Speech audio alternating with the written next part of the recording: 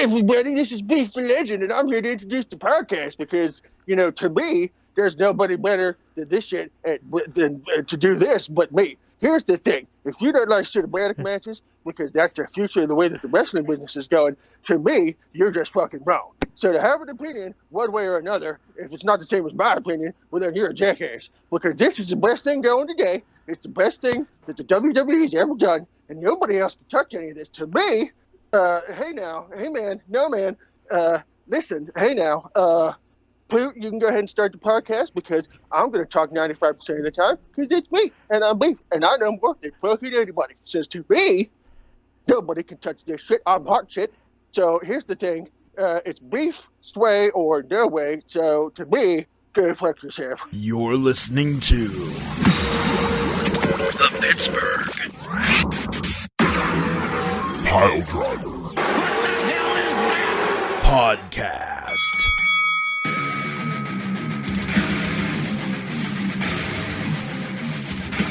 Hi, it's the Pittsburgh Piledriver podcast. That's right. I listened to the intro of the last episode and not entertained. Not sports entertained in the slightest. Not surprising, though, since Beef the Legend was at the helm. So, yeah, usually Beef the Legend and sports entertaining do not go hand in hand. But have no fear, the regular Pittsburgh Piledriver podcast, not P3 Light, is back with you today. It's the three amigos, the original bros, the OGs. We're here to tickle your eardrums with our vocal words. Beef the Legend, Poot the Bard, and Alec Ransom are here to talk about things that Beef wants to talk about because, to me, ain't nobody got nothing better than me. How you doing, boys? Oh my god, I'm dying. That was so funny. Oh my god. The champ has returned, ladies and gentlemen. The champ has returned.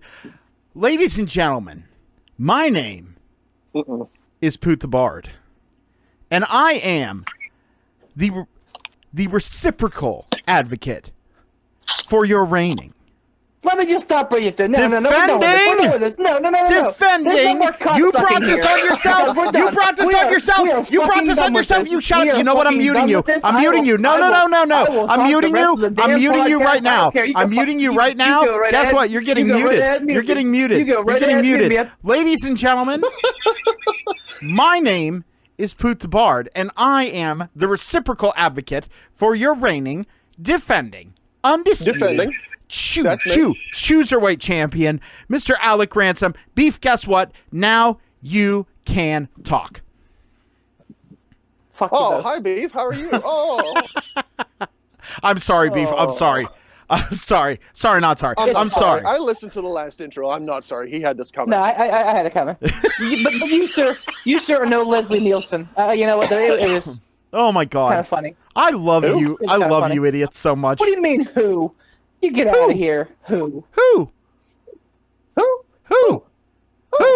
Master of the stand-up, man. Airplane. My god. Oh my fucking god. Naked Gun. Oh, Jesus. I'm dying. Oh, you guys. Oh, wow. So how are you faces tonight? How you guys doing? Good talk. Good. Oh, good talk. Great talk that everybody's being so polite. It's podcast day, so I'm good, man.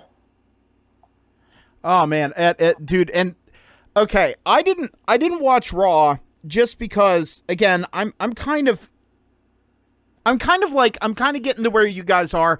You know me, I try and be the power of positivity here. I do. Like, I try and be like, well, it wasn't so bad, it wasn't this. But I'm going to tell you something, I didn't watch it because I was like, look, I don't want negativity in my life, and I know I'm going to be frustrated by Raw. However, NXT this week, watched it tonight before we did the podcast, loved it. Yeah. L-O-V-E-D, yeah, I mean, it. It was a good show this week, and that's true of most weeks. NXT and AEW really raised the bar. And yet, Raw and SmackDown still trump them in ratings time after time. It really makes me question, and I think it's just because Raw and SmackDown are like, 20, 30, 80 years old. they're establishments at this point. Like, people will just watch because it's Monday night or it's Friday night. But I mean, man, quality of wrestling on Wednesday nights is far better than any other night of the week. Well, yeah, I mean, NXT coming off of, one heckin' awesome In Your House. Oh my gosh. I would expect nothing less from this week's weekly programming with NXT. You guys liked it? I was very tepid.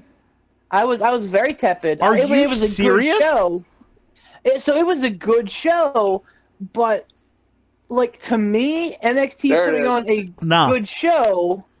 To me, nah. NXT putting on a good show is the equivalent of, like, I don't know, man. Like, it just feels like maybe I need to go back and watch it. But, like, I thought Portland was better. I thought all of the takeovers last year were better. I thought both of the UK takeovers last year were better. So, I mean, I love the aesthetic. I love Todd Pettengill. I love the little, like, hey, we know you've been watching for 30 years. Like, the little... when he did his 900 number shtick, that was hilarious. Oh, my God. It was just... The thing that I liked about it was referential just enough. Yes. Like the DX back there goofing around with the computer. I'm not gonna lie. Oh, that was great. I laughed so hard. Road Dogg knocking over that sign was yeah. Oh yeah. I think maybe my problem from NXT In Your House stems from the expectation I had for Gargano versus Lee, which I think was a problem because I don't think we're gonna get Johnny 5-star anymore. I think that Johnny is committed to being a heel, as he should be. Heels should not give you 5-star matches. If anything, heels should be working to lower the stars off of your matches. So, like, I don't know, but not in the way that because when I hear people say, like you said, like lower the match. To me, that makes it go like, oh, they're going to shitstorm it, but not in the way you're thinking. Just for anyone out there who's listening, thinking Beef is saying, well, I think they should just be shit asses in the ring. No. They should, like working in rest holds. Oh, and that's what heels do. They do rest holds. Killing momentum. So, I mean, exactly. Like, Lee versus Gargano, which I think was, like, the linchpin for me. And... if I'm being honest, Cole versus Dream didn't blow me away, which sucks because I know they're both great in the ring. But it was just, the two times that NXT has done cinematic matches have both been okay, which is a worse record than AEW and WWE at this point. The Ciampa Gargano thing was okay. It was a great match, but it just went a little bit too long. Ciampa Gargano. Yeah. At the Takeover. Well, what was supposed to be Takeover over WrestleMania weekend. Sorry, and then, I didn't know what you were referencing there. All right, I'm good. All good. I'm good. My apologies. I'm jumping around as usual. And then Dream versus Cool. Like, it was awesome. Cool in the monster truck. And then Dream coming out dressed as Negan, like, that was cool. And, like, what the hell is his name? Fuck. Dexter Loomis rolling up and putting the other two members of the Undisputed Era in the car and driving off like that. There were moments, but for the most part, I was just very underwhelmed with that and the NXT North American title match. So I think maybe that has skewed my perception of the event negatively. I wouldn't say that it was as good as the NXTs that happened last year. Right. I agree with you there. I think those ones were definitely better, but as far as a pay-per-view went, I don't know. I thought it was solid. I didn't think it was anything spectacular, but there wasn't a time during this NXT event that I rolled my eyes and went, "Oh, that's so stupid," which I tend to do on most WWE pay-per-views nowadays. And not trying to be what's the word I'm looking for, argumentative or assuming anything. Not gonna lie, it's refreshing to hear you say that about a cinematic match. I'm sure. No, and I mean, like, that's, and as weird as it sounds, like, the Money in the Bank match, great.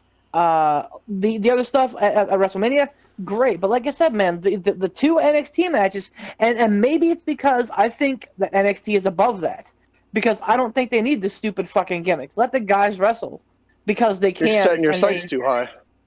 That's probably it. That's probably it. I'm expecting them to actually go out there and wrestle. Whereas WWE needs the gimmicks, I think, because they don't let the guys go out there and wrestle. It really is a different style from NXT to WWE. The other thing that I think TakeOver had against it was that Double or Nothing was just a week prior, and Double or Nothing was a great show. So like, I don't know. I'm trying not to say to me, but it's killing me. Don't worry about it. Deal with it. Say what you want to say.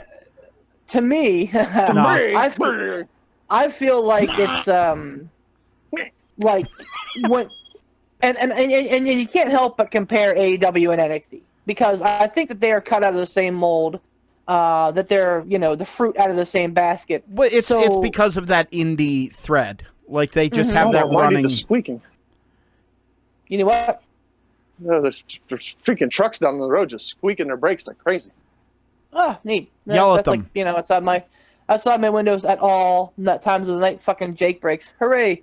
Anyway, yeah. I mean, I just like Double or Nothing was such a great pay-per-view, and I think I wanted more from In Your House. I wanted to be a little bit longer. I wanted some of the matches to maybe be a little bit more.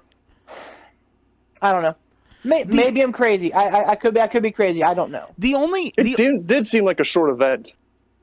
The only match that really kind of left me wanting, but not. It wasn't even like it let me down. It just kind of let me going. That was good, but it wasn't great. Was Gargano Lee because, and I think I figured it out after ruminating upon it for the past couple days.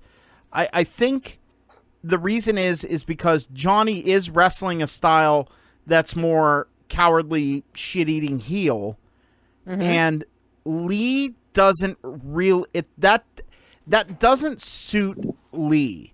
Lee's really good whenever it's go, go, go, go, go. Not spot fest, but when it's just like hit. He does really well in that environment. I mean, again, and I hate to go back to the well on this, but look at the work that he did with Dominik Dijakovic. Like, those matches were outstanding. They were absolutely outstanding. And like that's kind of the thing is like when you put Lee in that situation where he has to slow down, it kind of tends to show his very few weaknesses. Right, and it makes him less impressive because when you have a guy his size that can go and do, the stuff from 205 Live, but you don't let him do that, it's just another big guy wrestling a match. And again, nothing against Keith Lee. I love Keith Lee. No. Love Keith Lee. But, it was an interesting stylistic choice of the match. That's all I'll say. Like I really feel like they know that when the crowds come back, Johnny's still going to be cheered because he's Johnny freaking wrestling, because he goes out there and puts on great matches. I don't know about that, man. Who, refresh my memory, who are the people in the crowds? Are they WWE employees or are they actual Performance fans? They're Performance Center people. Okay, all right. Yeah, they're Tara asked me who those people were, and I couldn't remember if they were, local fans that they were letting a few in, or if they were employees who they're like, hey, put them at ringside and tell them what to do. No, they're Performance Center developmental talent. Pardon me. Okay. Nice. It truly would not shock me because Poot and I had that discussion last week about fans in WWE NXT versus fans in AEW. It really would not shock me if Vince has like an earpiece to them, and like or I've read stories about like taping stopping and like someone coming over the recording and like coming over the PA and saying, "Hey, you guys need to do this, this, or this," and it's just Well, I would be shocked if that wasn't happening. right. Well, and that's kind of my issue is that like there's so much stifling creativity in WWE. Like, let them just do their thing. I don't understand why that's such a problem. Maybe it's idiomatic of the fact that we know Vince McMahon hates giving up control. But, I mean, that's a typical Vince McMahon thing. Like, don't let the guys do what they do. Don't sneeze. Do what I tell you to do. Do what I want you to do. Yeah, overthink everything. You know what? Yeah. If they think we're going to let this guy win, we're going to let this guy lose. But we can't let them think that we think that they know that we think what they're thinking, so then we're going to make them win instead. And it's just, my brain it's hurts. the same problem that we've had.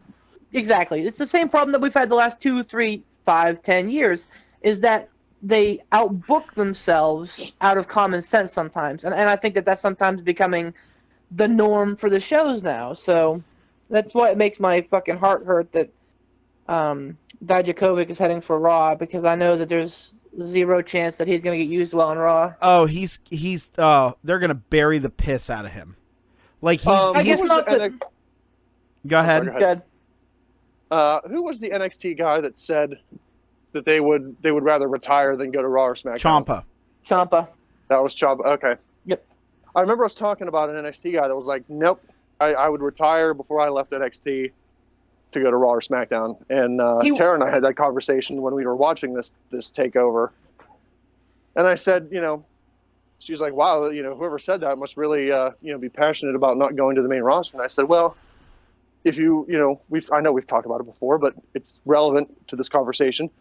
Look how many guys who were top NXT guys, NXT champions, they go to the main roster, they're hot for a cup of coffee, and they're buried in mid-card obscurity. And that's where they stay. Yep. For freaking Bobby Roode. Yep. But that makes me so sad they brought him up and turned him into just a cheesy, dumb baby face. I was so mad. I was so mad. He had the perfect 2000 whatever version of Ric Flair. He wasn't quite Ric Flair. He wasn't at his level, as far as entertainment or popularity or whatever. But it seemed like he was going that way. Like he was getting there. The gimmick that he had in NXT, the glorious Bobby Roode, it really was working. And it fizzled into nothing on the main roster. The thing that I'll always point to is going to be American Alpha. American Alpha had such success in NXT. Like, they were the hottest tag team in the world. Young Bucks Fight Me. The American Alpha were, like, the name on everybody's tongue. And they got called up to the main roster. They were, like, a top 5 draft pick, I think. Like, when they brought back the draft, they were, like, a top 5 draft pick. And I'm like, oh, shit, here we go. And nothing. Nope. Just what happened to Kurt Angle's son? Where's he at now? Oh, he actually got hurt. Jason Jordan. Yeah, he had a neck injury. Yeah, so I think he's working as a. Oh no! What'd he say? I said, he is Kurt Angle's son. Like got father. Injury. Oh no! I think he's working as a producer now. I believe. I just saw his name somewhere recently, so he's still like employed by the Fed. And is David Otunga still employed there? Yeah. Yeah. Why are they wasting money on him? He couldn't wrestle in NXT. He couldn't wrestle in the Nexus. He couldn't wrestle. Because he was married to what's her name, but now they're divorced. So. Oh, are they?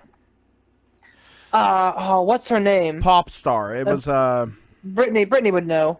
Yeah, I know who you're talking about. Jennifer Hudson. I can see her. Yeah. Well, but now they're divorced, so what's keep.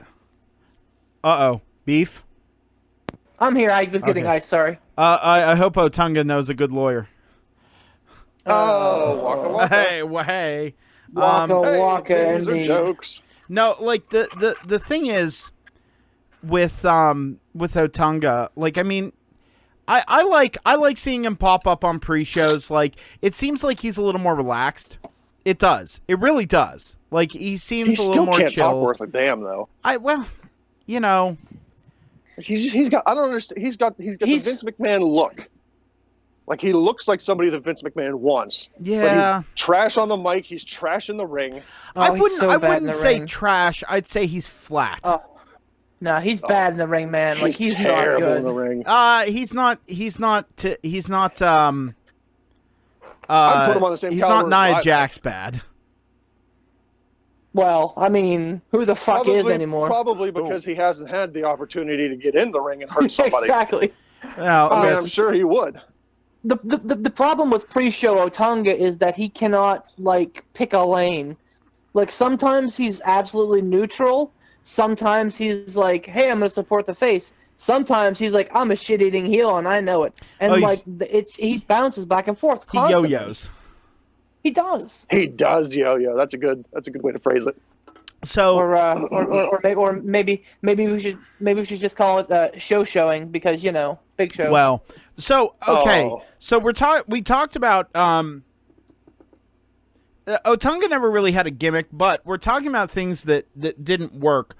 And I have a question. I feel like this is something that needs to be posed. I don't know if Ransom watched it or not, but we talked about the whole Kurt Angle son thing and how that just went over like the wettest of farts. Yep. So here's my question, Beef. El Hijo de Fantasma. No, don't. No. You and I are going to get into a fight over this, buddy. Go ahead. So no, hold on. Wait. Give me a little bit of background. I'll tell you what, Beef. The simplest of backgrounds. Who is this Beef, guy? give Ransom the rundown of what happened. And the audience. He is the new Cruiserweight champion. He won the Cruiserweight Invitational. I forget what they were calling it. The thing that basically put Drake Maverick over. Anyway, he and now is Drake Maverick still there or gone now? Oh yeah, they signed him to a new contract. No. Yeah, Triple H did the Cedric Alexander bit where he comes out at the end of the match. And, Cedric. Yes. Cedric Alexander. I will never say it right. Just Celery Alexander. Anyway, so Triple H does a thing. Fuck. Like he did with Cedric, and I'll start calling you Beep. See how you like it. Beep the Lurgan. He comes out. Anyway, Triple H comes out and gives Drake the contract, and there's tears and blah blah blah. Anyway, so who's this Phantasmo guy? He's Phantasma. He's from AAA in we're Mexico. saying I names think right. I think he's a second generation. Not sure. He's a very talented dude. Mexican, under the hood, right? Yes. Right. Yeah. Exactly. Under the hood, doesn't seem to speak a lot of English, but as most of them don't. Okay, whatever. So they have vignettes for him before he comes up. He goes through the Cruiserweight Invitational. I think he lost like one match. He won the title in his debut. Okay, great. So last night, over the course of the last 3 months or so, they've been having these two dudes in like generic ass lucha masks and like tuxedos come and try and abduct people or successfully abduct people. Two people who they abducted. It was actually very reminiscent of the Samoa Joe angle in TNA several years ago, where they kidnapped Samoa Joe. Anyway, WWE doesn't think that we remember, but we remember. Pepperidge Farm remembers. Anyway, remember that time that you put Samoa Joe in a bullshit angle? Pepperidge Farm remembers. And then he came back with an awful face tattoo. Ugh. Anyway, ooh manga.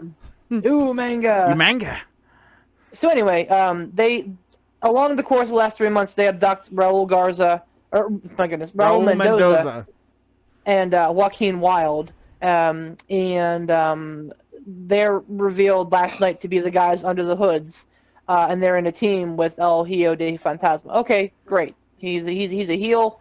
Cool. I'm a fan of him being a heel. I think that works.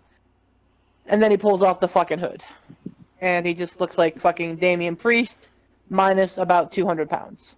Yeah, he really does. Yeah. He's very Damian Priesty. So why would you pull the hood off? Because wait for it. Vince McMahon hates Mexicans. No, that's not true. Like for example, just a little context. So Andrade Almas, right? Or Andrade. Triple H, whenever he brought him in, like on the indies, he was number one. He was considered one of the best heels in the world, and he wrestled in a hood, and he called himself La Sombra. And whenever he got brought into NXT, Triple H saw him without his mask, and he went, "Holy crap, this guy's beautiful. Why would you put him under a mask?" So, took the mask off, Andrade Almas, because, you know, he's a handsome gentleman. So, he probably looked at El Hijo de Fantasma and went, "Wow, this guy's got a unique look. Why would we put him under a hood?" Anyway, go on, Beef. Yeah, so unique that I just compared him to a guy who hasn't gotten over in a year and a half. That's super unique. I mean, and you just compared him to the other guy that they pulled the hood off of. Like, yeah, that's real unique. Anyway, but my point here is that I think so. Grand Metalik had an awesome look. I love his mask. I love the lucha style. I love his getup. Lince Dorado, okay, whatever. Kalisto's got a cool mask, but like you don't have a lot of flashy dudes like that can pull off lucha moves and like look good in a mask while doing it. I think that El Hijo de Fantasma was a guy that could have done that, and like, you know, they're always talking about finding another like Latino guy to replace Rey Mysterio. There you go. And, you know, then they pull the fucking hood off, and he's like, "My name is Cairo Santos," or whatever the fuck his name was. No, it was it wasn't Kylo Santos, whatever the fuck you just said. Yeah, I don't know. Cairo. It was that's Egyptian. It was Estebar. The last name they used, Estebar. Of course it was. Or Escobar. Anyway, Escobar. So they changed his name too. Yes. Yes. Yep. They changed his name, changed his look, and was like, "We don't need Vince to McMahon do written all over it. anything." It sure fucking does. That is Vince. That is 100% Vince McMahon going, "You know what? I don't give a dick what you did in Mexico. It's all about what you do here." Listen. Yep. First of all, we know that this isn't news that happens. Number two, I'm willing, but it's news that it's pervading NXT. I'm willing to give this a chance, because the fact that he came out in the mask with the belt and was starting to cut a promo in Spanish. He was interrupted by Drake Maverick.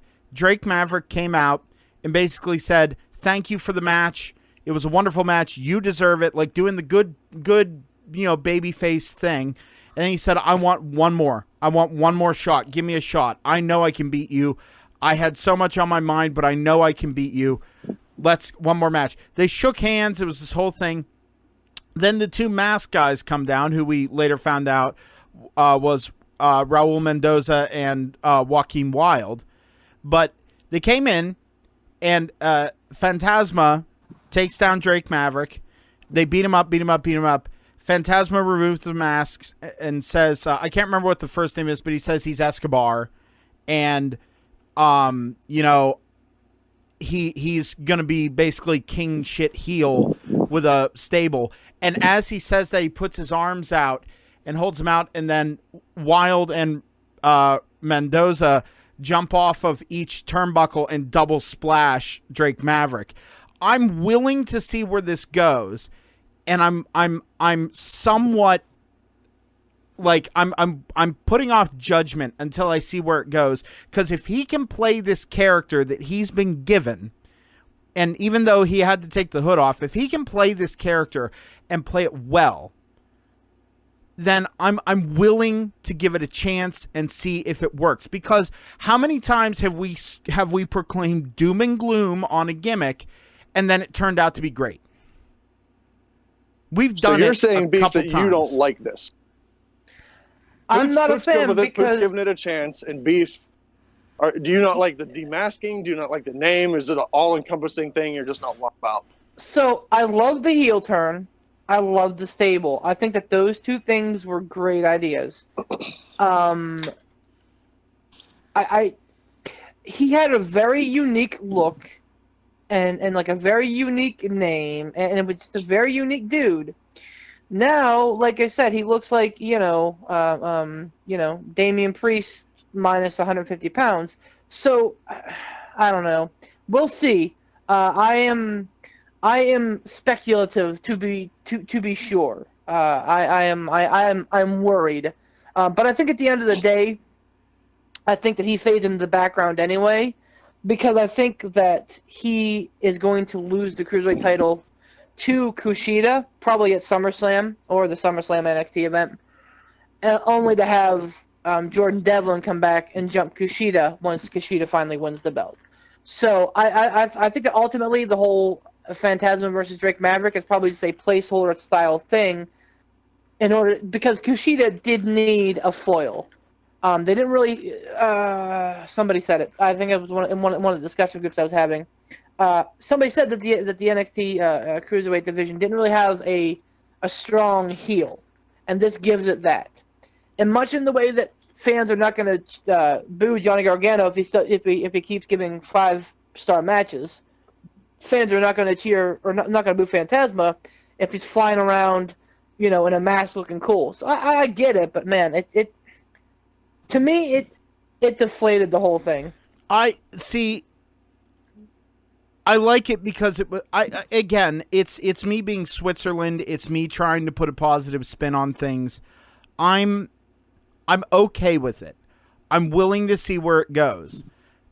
I'll give it a little bit of time, let it pan out, and then make judgment. Because I understand, Beef, it's a hallmark of what you do. You knee jerk. I get it.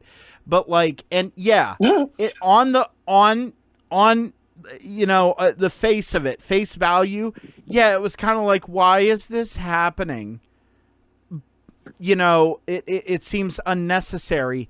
However, again, reserve judgment until we see if it falls on its face. You know what I mean?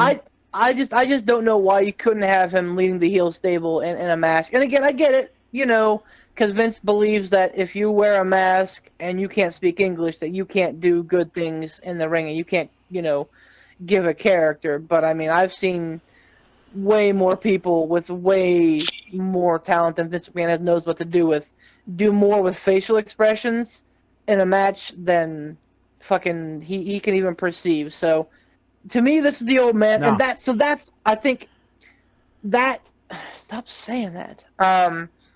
To me, damn it. Fuck it, I'm done. You're fine. Damn it. Calm down, dude. Let it go. Let it go. Just keep doing your thing, bro. You're good.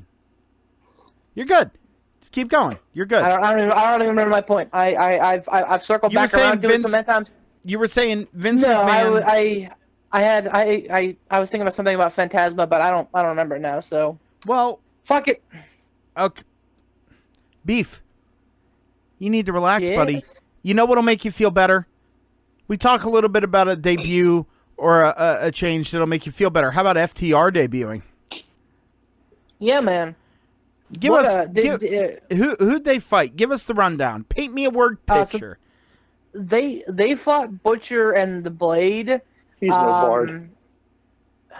Wow, fuck you. I fuck off. Anyway, they fought Butcher and the Blade, and it was probably a 20-25 minute match. It was very much a classic style match where it was like they talked a lot about cutting off the ring. Both teams did a very impressive job of working the tag team angle. They talked about how, and I'm gonna keep calling them the Revival because I'm gonna fall into it, but FTR was using the tag ropes and being very very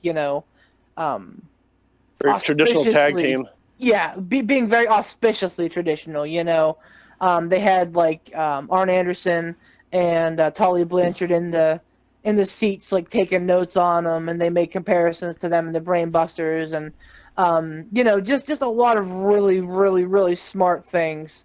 I think the Butcher and Blade were a perfect starter match for them. They like I said, they worked about 20-25 minutes. In the end, they hit the Shatter Machine, which they're calling oh shit, what are they calling it now?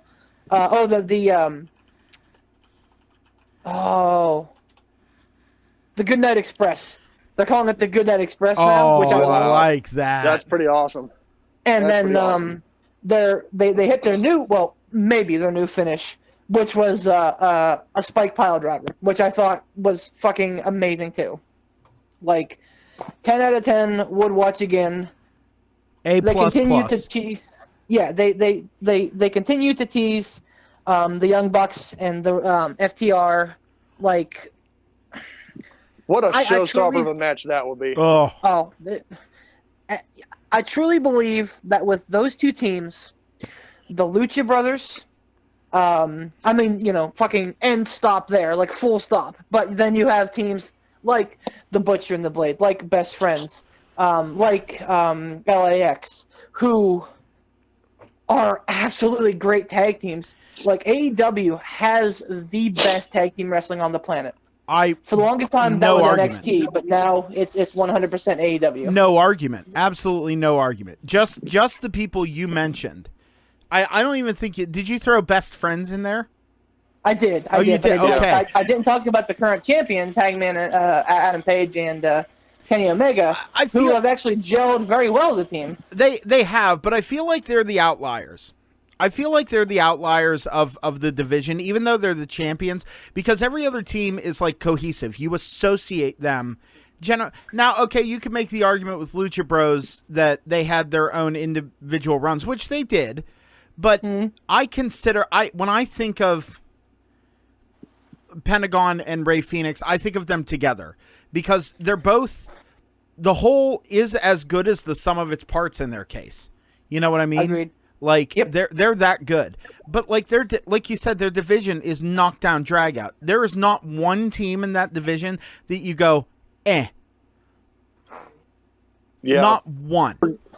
For guys that want to do tag team wrestling, you know, for guys that, like, that's what they want to do. Like, I want to do tag team wrestling. My aspirations might not be to be, you know, the singles heavyweight champion. If it happens someday, great. But for guys that like to hone their craft as tag team wrestlers, this was the smartest move that FTR could have made. Oh, yeah. Leaving WWE and going to AEW, because let's face it, you know, we've talked about it before. Again, we've talked about it before. Vince McMahon's not high on tag team wrestling.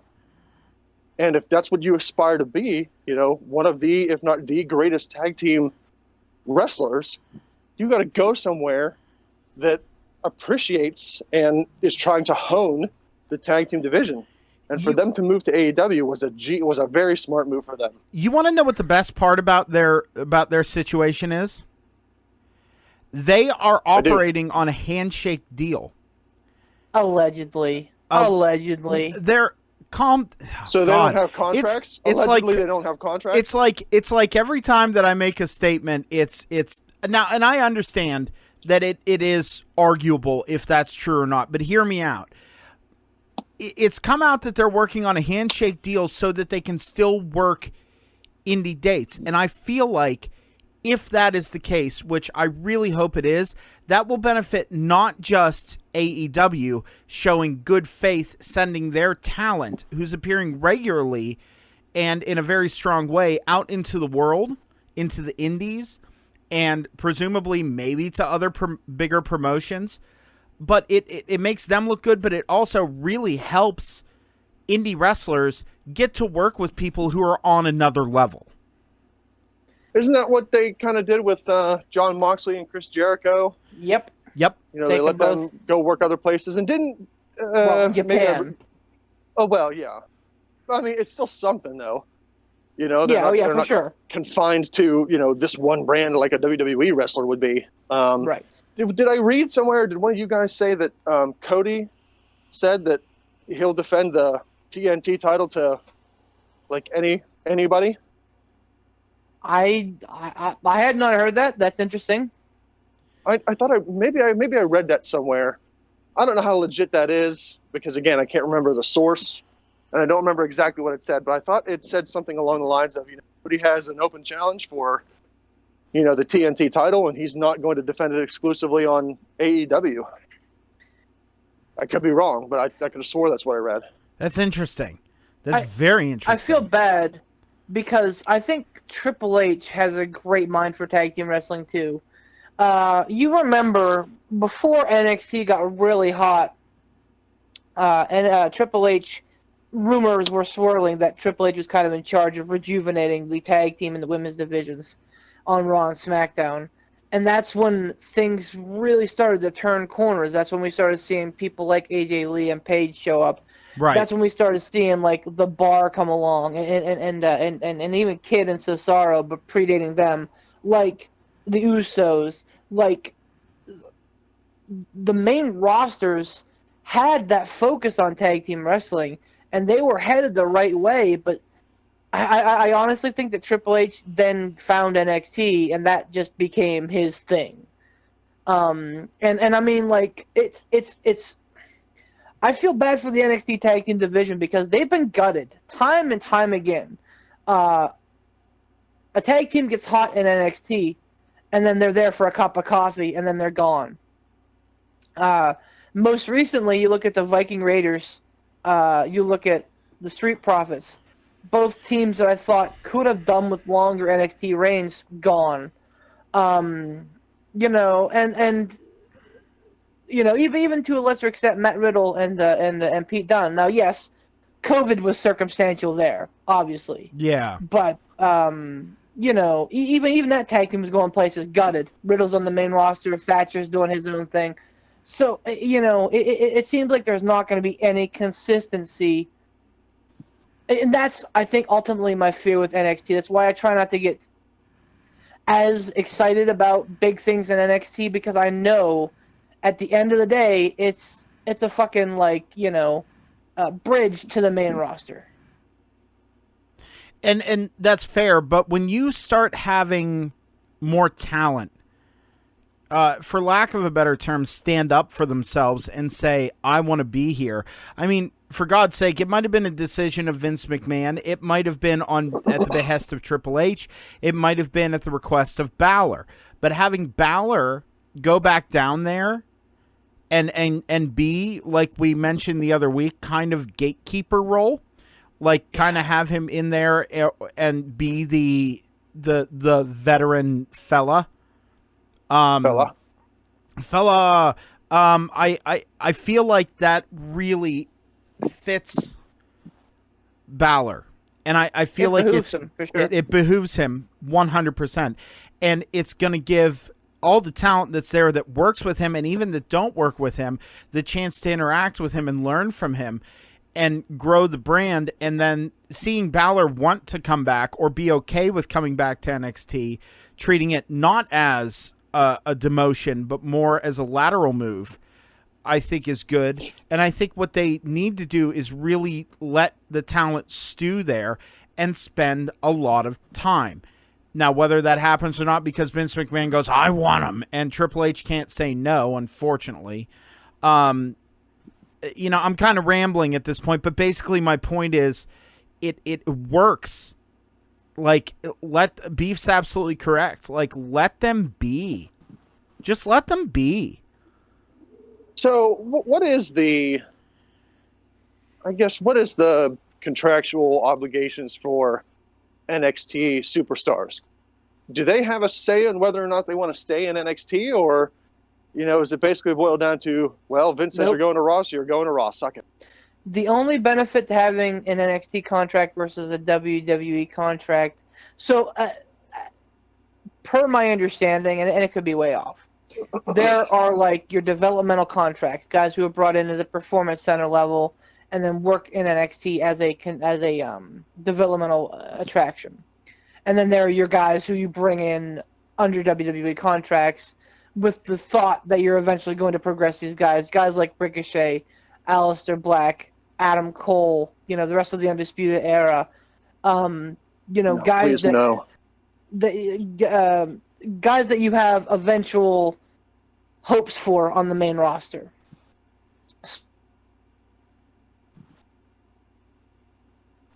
Uh-oh. Where'd you guys go?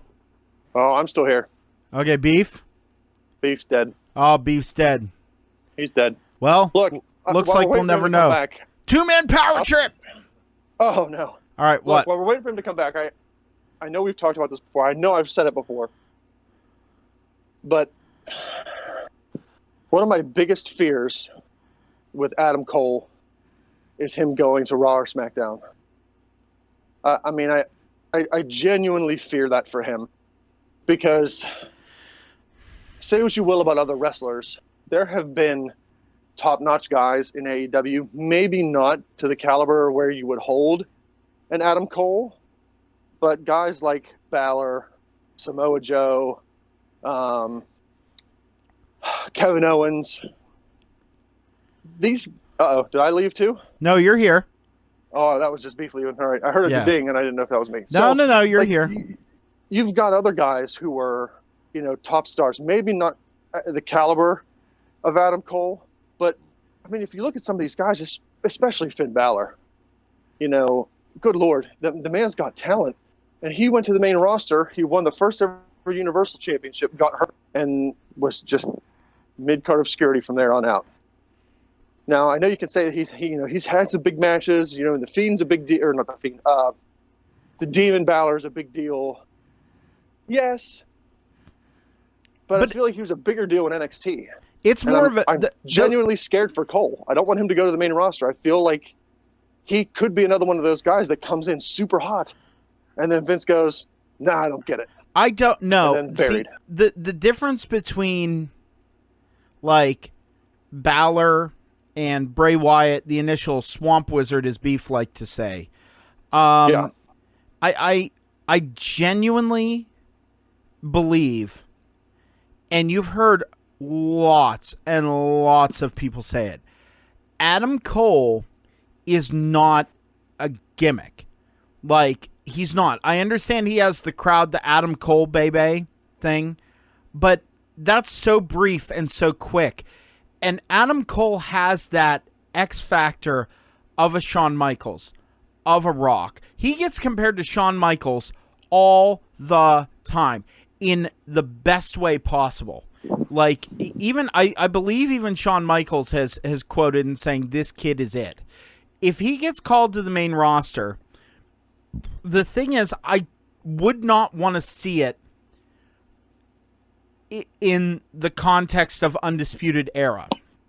I would want to see it as Adam Cole, because I feel like what will happen is what happened in NXT.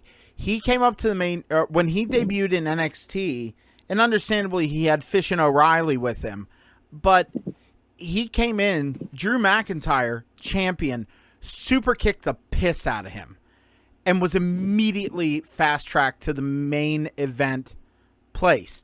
Then when he dropped off of that, what'd they do? He was the first North American champion.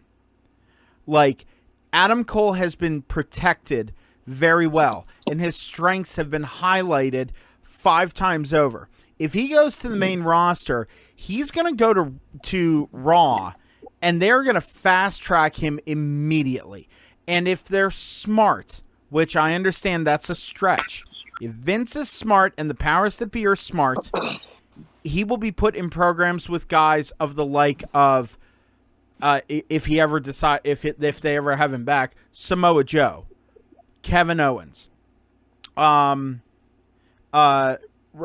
Reigns. I really believe that Adam Cole and Roman Reigns could have a absolute awesome match.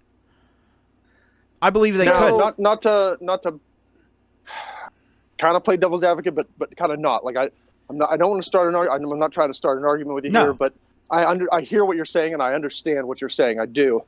But I guess another part of my fear in Adam Cole is I agree with your, he was fast-tracked, he was protected. All the right things were done with him in NXT. And I just don't know how much of that was Triple H by himself going, this guy reminds me of a younger version of my best friend.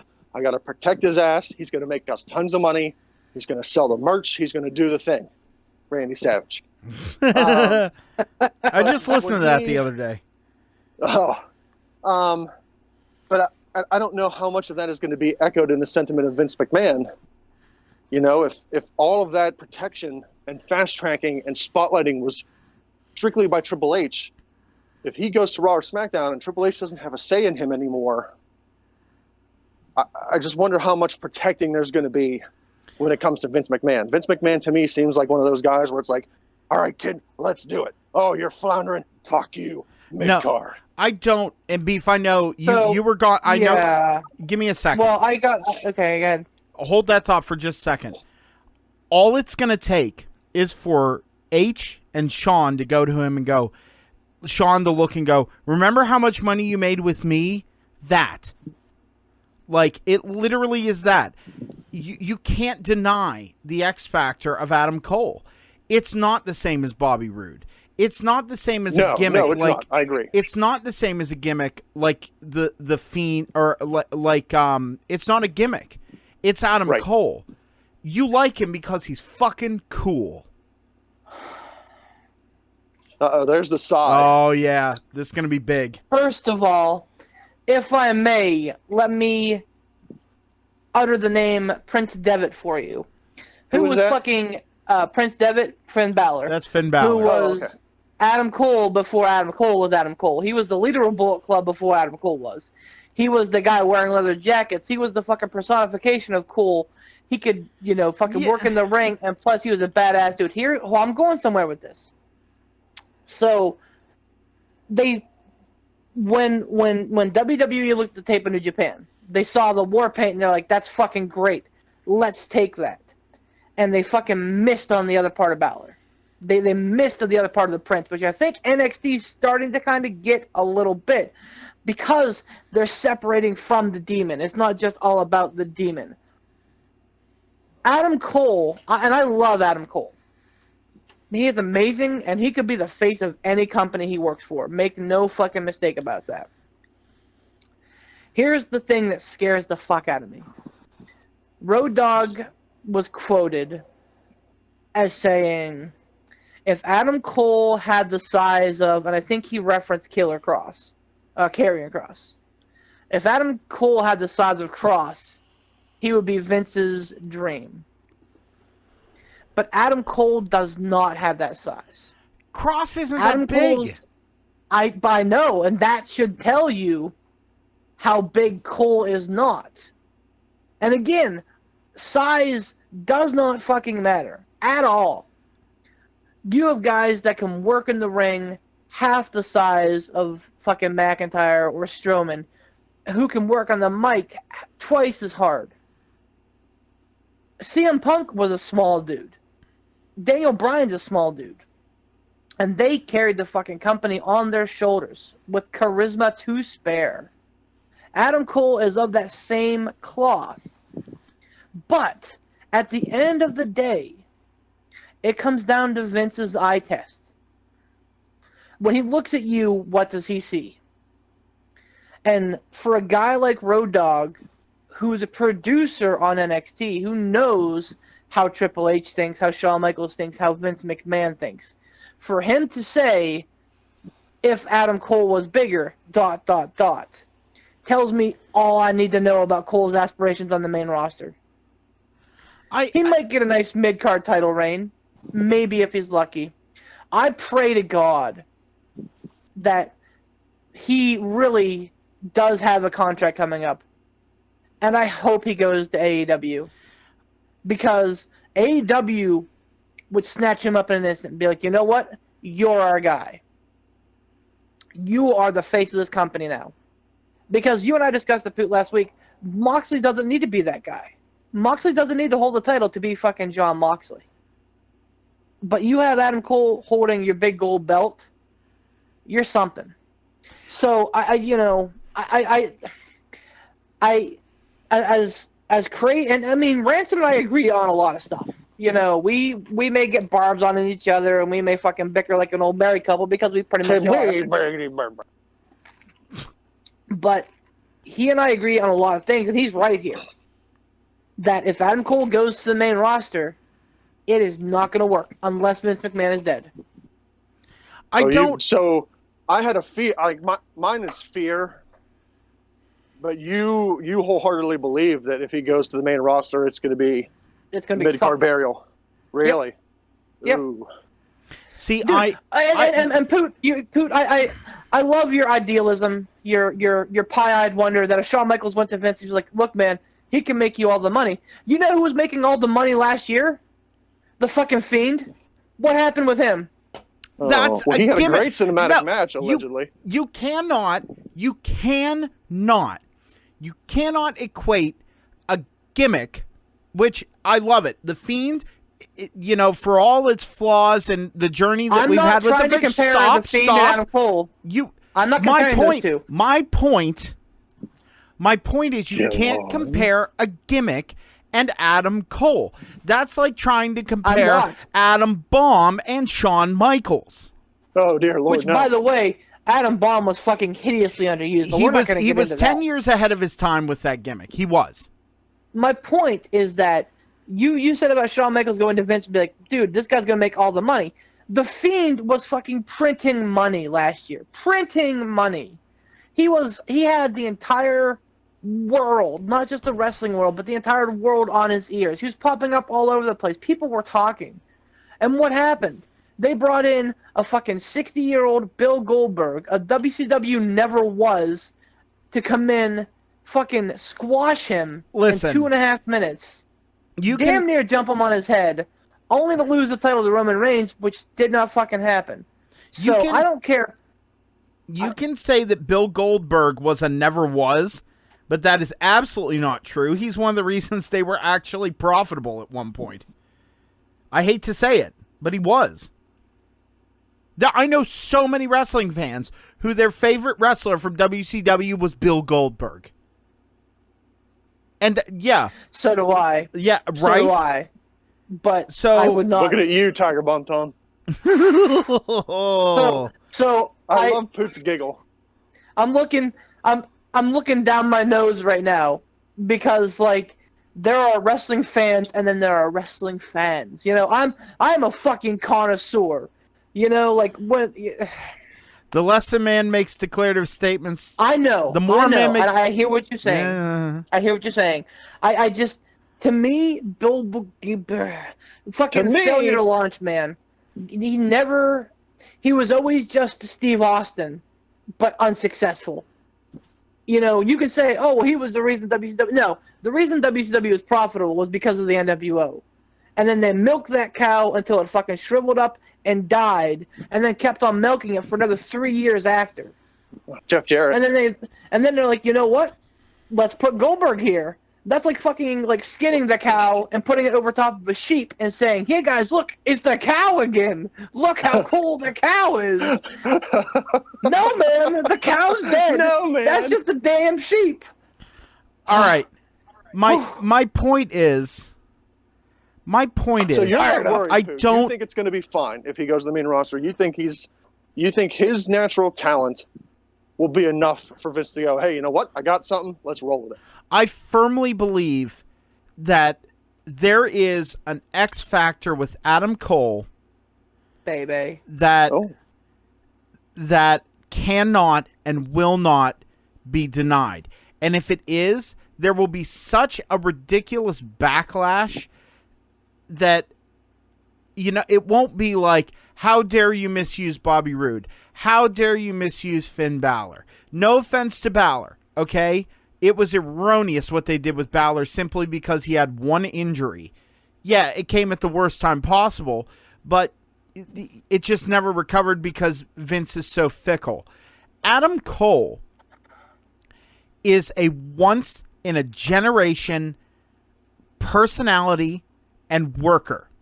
Not only can he do the crazy spots, not only can he tell a hell of a story in the ring, not only is he smart with his promos, he has that it that comes around once in a blue fucking moon. You cannot deny that. And if it is denied, the backlash will be disgusting. And then whoever picks him up once his contract is done, whatever company he goes to next, whether it be New Japan, whether it be Ring of Honor, whether it be AEW, no matter what, they will make him the biggest name in the business, and WWE will be weeping at what they missed.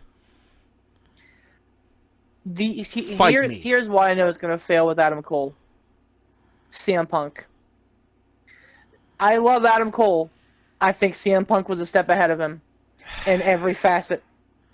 And wow. I think, and here's the thing, man.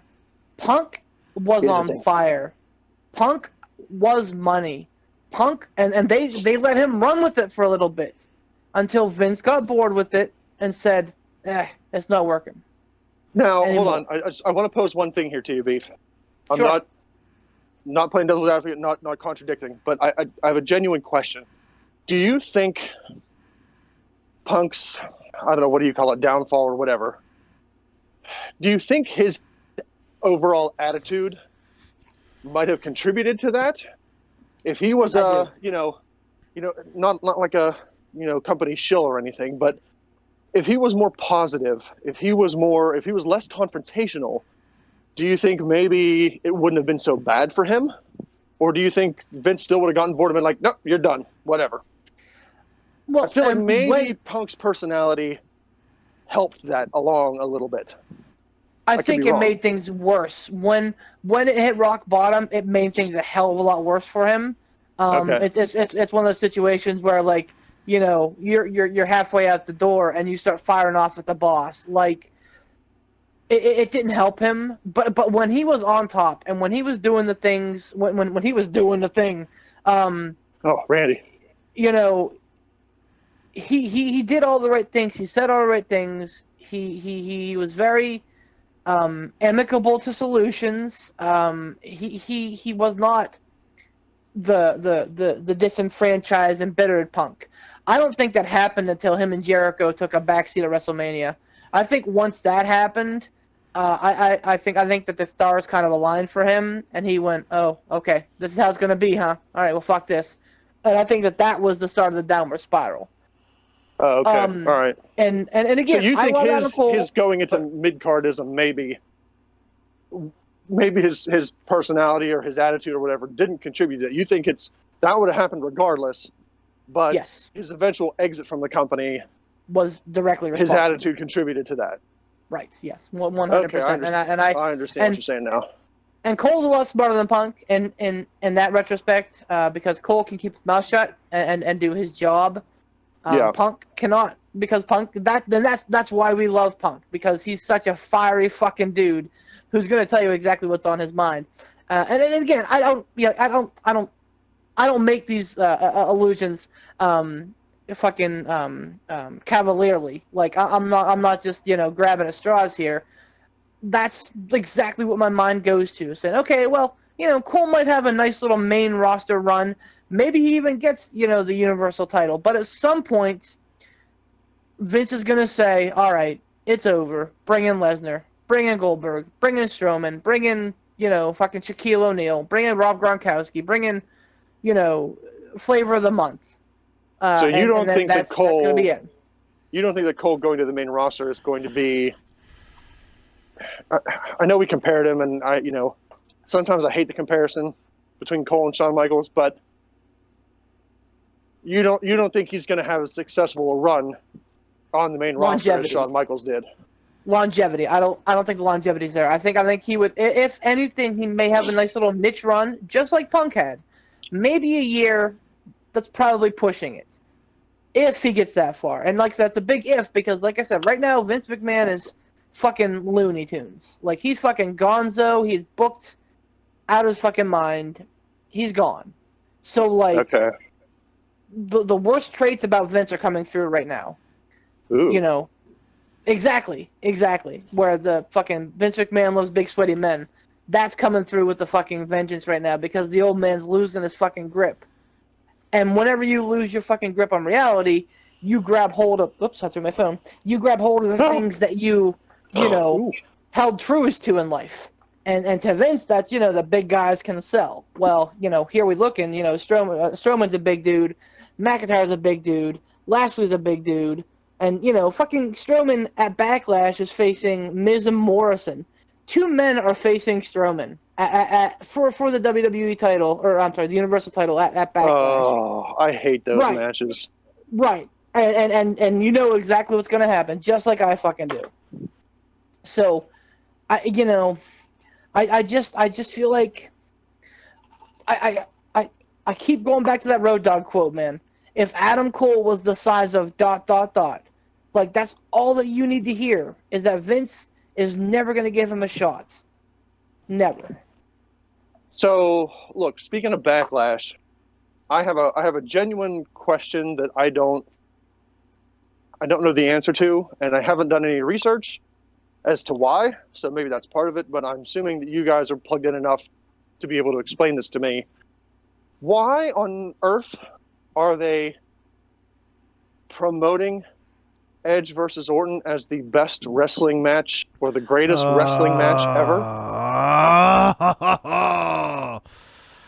Like, I know those are two big names, and I know those two could put on a good match, you know, as long as they have it in the ring and not just constant bumping into walls.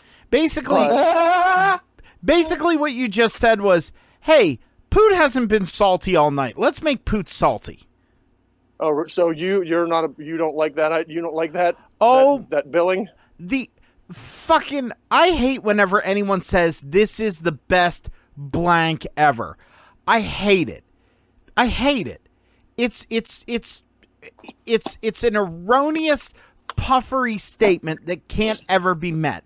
All they're doing, they are not doing anything but setting this up for failure. This could be one of the best matches. Let's just say for giggles.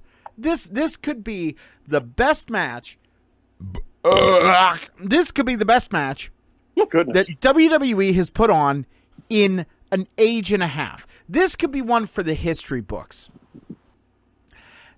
You will never get roundly 100% if anyone saying it's the best match ever, because you are going up against literally every wrestling match that has ever fucking happened in the history of the fucking sport. This is the dumbest thing in the world. Nothing against Edge, nothing against Orton. They were put in this situation, and God love them for it. But, like, the fact that they are booking it this way is so irresponsible and stupid that no one is going to sit there and be like, oh my God, I'm so excited. This is going to be the best wrestling match ever.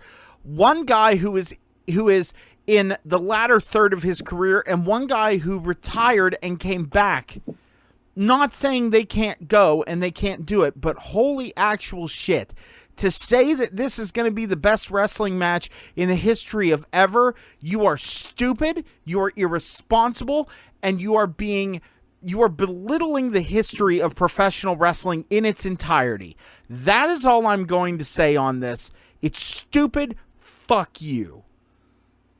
So, when I think of, I know everybody has their own opinion on it, but when I think of the greatest wrestling match ever, ready? Are you ready for it? To me, I think of HBK Taker, the first one.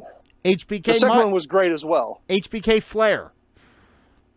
The storytelling. Well, yeah, but like when I look back at matches, the HBK Taker match, the first one they had at Mania, well, the first one in that succession of two that they had, that one was probably the most believable for me to go, oh damn, the streak might actually end here. Like, I didn't really think that about any other WrestleMania Taker match. I didn't even think that about the Lesnar match when it actually happened. But in that match, the way that it went, and as good as those two guys were, I thought, oh, my Lord, Shawn Michaels could actually break the streak on this. And, you know, not to counter what you said there, Poot, but one of those guys was at one time retired and came back, and the other was in the latter part of his career. And they put on, which, in my line of thinking, and from everything that I've seen, the best wrestling match ever. Again. So I don't want to say that it's not possible, but that's for them to book it as this, it's like, boy, you're really setting the bar high. To compare Randy Orton and Edge, no offense to either one of them, all due respect, and I mean that not ironically. To compare Edge and Randy Orton to The Undertaker and Shawn Michaels is to compare a Yugo to a Lamborghini.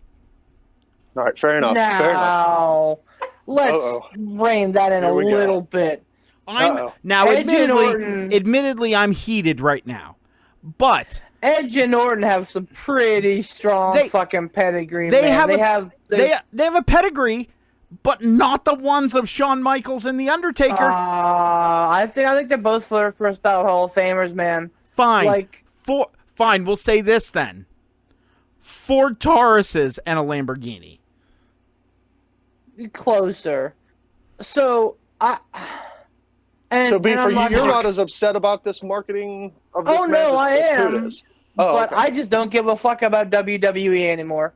I've come to the point where I've realized that I'm really starting to hate the product, and it's one of those things where it's like fucking Lao Tzu, you know? Or that's not Lao Tzu. Fucking like that does not bring you joy. Fucking cut it out of your life. I don't even know if I'll watch Backlash. Yeah, that's not Lao Tzu, buddy. That's I don't know. Anyway, fucking whatever. My point. Wow, so you might not even watch the event. Like I might. I probably will because it's fucking. It's it's a Sunday. Whatever. We'll see what else. We got to do picks, by the way. Yeah. We're getting into that. I assume that this was segueing into it. So I mean, this is just what have we been talking about the last half an hour? Fucking like Vince McMahon off his rocker going, that's a tagline. Let's use it. Well, wasn't that all those years ago? Wasn't it the first Rock Cena match? Wasn't it billed as one time only? Or once in a lifetime. Once in a lifetime. And then they had another one. Next year. Yep. So and that's what I'm saying. Like, it's a stupid shill tagline. They know, and the match has been filmed. It's been edited. It's been re-edited. They did takes on the match to make sure that everything looked pristine. They put the name Greatest Match Ever on this because they knew that they had the chance to make a really, really good match. Now, is this an actual match or is this a cinematic match? Actual, from what I'm understanding, from what I've read, actual match. Okay, all right. But like they did like takes on drop kicks, and like they did, so like we'll see how the product looks. To me, like you can't film a wrestling match like a television show where you have take and bites. Like it's just not gonna work. Wrestling is like a ballet, man. Like it's or fucking theater. Like you can't just like there's a difference between a theater and a movie. Like movie, you have takes and everything. It's a big fucking thing. But like to me, when wrestling is at its best, it is a ballet theater where it's one long shot. I see what you're saying. I got it. And cut and paste this and make it look so good that I think it's going to come off as overproduced a little bit. Could they have the greatest match ever? Maybe. Will we ever consider it the greatest match ever? No, because they want us to. Okay. By the way, greatest match ever, I think, is probably Shawn Michaels, Bret Hart. So, just an FYI. I'm sorry. I apologize. I did not mean that. I meant Bret Hart versus Steve Austin, WrestleMania 13. Ooh, arguable. Yeah, that's another really good one. Oh, we're picking up another really good one. We're picking up some serious collar elbow tie-up vibes here, guys. We haven't done one of those in a while. Hey, speaking of stuff we need to do, let's do these picks real quick, and then we'll move on to some other stuff. Yeah. All right. Backlash. Hooray. I'll start. United States title match. Apollo Crews versus Andrade. I'm picking Crews. Oh, I'm going Crews. Who's the champ? Crews. Crews. Crews is the champ. Wow, Apollo Crews is the champ. Oh my gosh. Yeah, they're not going to rip it off him yet. When did he win it? After WrestleMania. In fact, it was only like less than a month ago, I think. He won it from Andrade. Yeah, but they do like the hot potato titles around, especially the middle titles. They don't really seem to give a shit about that. Yeah, but this one doesn't feel like it makes sense. I don't really have any idea. I'm just gonna go with the consensus and say Crews. Women's tag team title, the women's tag team title match. The Boston Hug Connection, the most recent tag team champions, versus Bliss and Cross versus the Iconics. Poot. Whoa, run that by me one more time. Triple threat tag team match for the Women's Tag Team Championship. The Boston Hug Connection, Alexa Bliss versus Alexa Bliss and Nikki Cross versus the Iconics. Do we have another pay-per-view before SummerSlam? I do not believe so. I'll tell you in a hot minute. I mean, who? In theory, yes. Extreme Rules. Oh, extreme. Oh. That alters my pick. So you said Boston Hug Connection, Iconics, and Cross and Bliss. Cross and Bliss.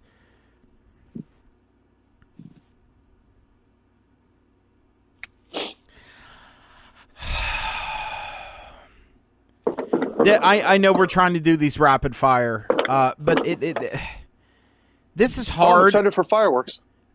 Oh, nice. This is Butler. This is hard because part of me wants to see the Boston Hug Connection implode now. And that to set it up for SummerSlam. But if we have Extreme Rules in between that, I don't know. Maybe we need time to build it. Maybe there needs to be something. I don't know. I feel like there has to be something there. So do you see them imploding at SummerSlam, or do you see them imploding beforehand and then they have their match at SummerSlam? That. I see them imploding beforehand. That's why I was like, oh, if this is the final pay-per-view before that, they're going to implode, they'll have the build, and they'll have a match at SummerSlam. But then again, the implosion at SummerSlam makes a lot of sense.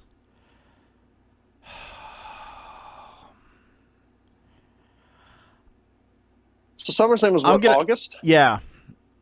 And then when is Survivor Series? It's September? November. I'm gonna go with oh, I really want to go outside the box and say the Iconics, but I'm gonna say Boston Hug retain. Ransom? Yeah, I'm gonna agree with that. I'm gonna say the Boston Hug retain. I don't think they're gonna break up yet. And I don't imagine they would put it back on the Iconics. Why would they? Boston Hug just won this title like 2 weeks ago. No, they just won it last week on SmackDown. Boston Hug for the hat trick. Sheamus versus Jeff Hardy, and what's been a terrible fucking angle, highlighting all of Jeff Hardy's drug problems. Ransom, who you got? Which I want to preface: Jeff Hardy said it was okay, but that doesn't make it right.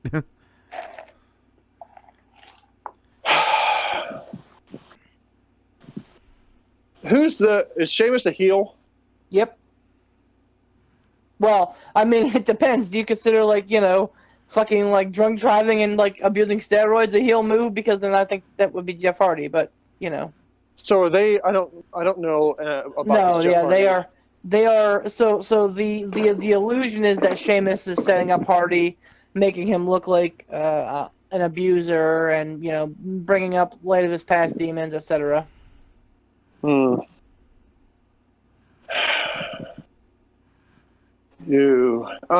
Right. Yeah. I don't know how you have Hardy lose in that type of angle unless, pardon me, this is going to be a first of a match and they're going to have a blow off. I'm going to say Hardy. Likewise, picking Jeff Hardy, you can't have this kind of a shit-eating angle and then not have the face win. Although, it happened to Mickie James, so what the fuck do I know? Yeah, but Jeff Hardy's not Mickie James. I'm also going to go with Jeff Hardy on this one. Universal title match. Braun Strowman, the champion, versus The Miz and John Morrison. 2-on-1 handicap match for the Universal Championship. I don't know how the fucking specifics work.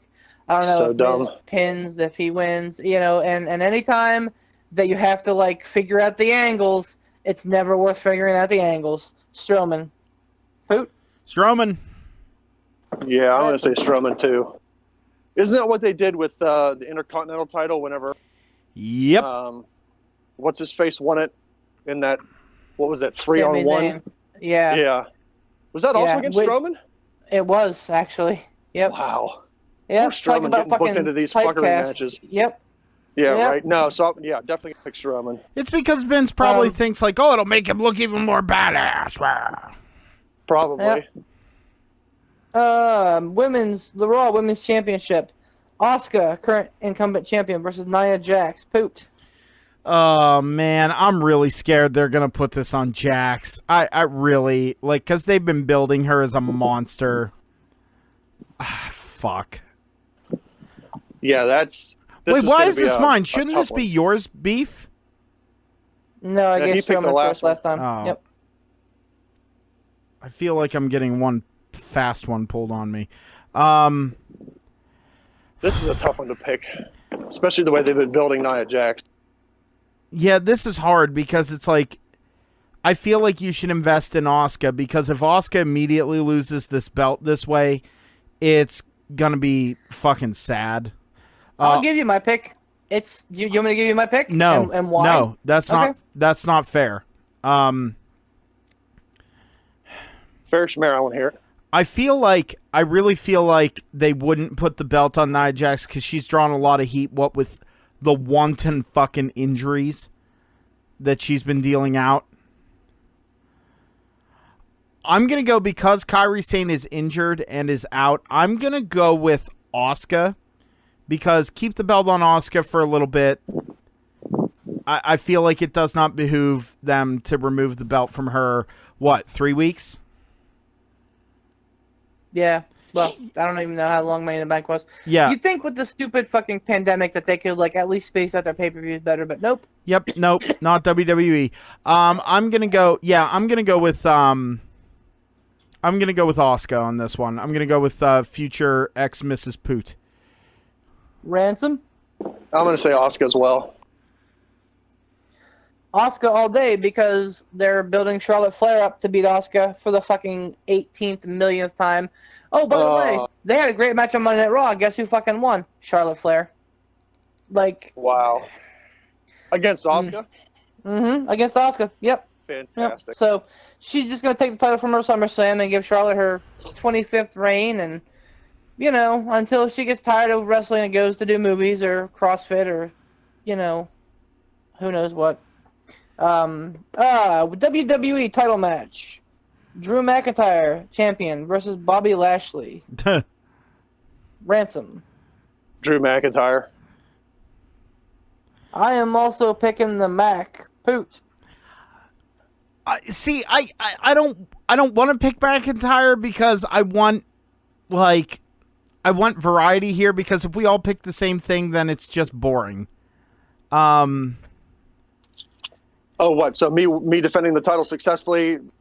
No. It's not you defending the title successfully. It's that there's no variety. It's just, okay, flat picks across the board. There's no change. There's no drama. Also, I feel like they're crazy enough. The WWE product. I feel like they're crazy enough. I feel like they're crazy enough to do it. I feel like they're crazy enough. To do it. Oh no! Right? Are you siding with the Almighty? No. See, I'm. This could be the one match that reels the title back to where it rightfully belongs. It could, and I mean, are there any other matches, Beef? Oh, there are. The greatest match of all time. Oh, that fuck.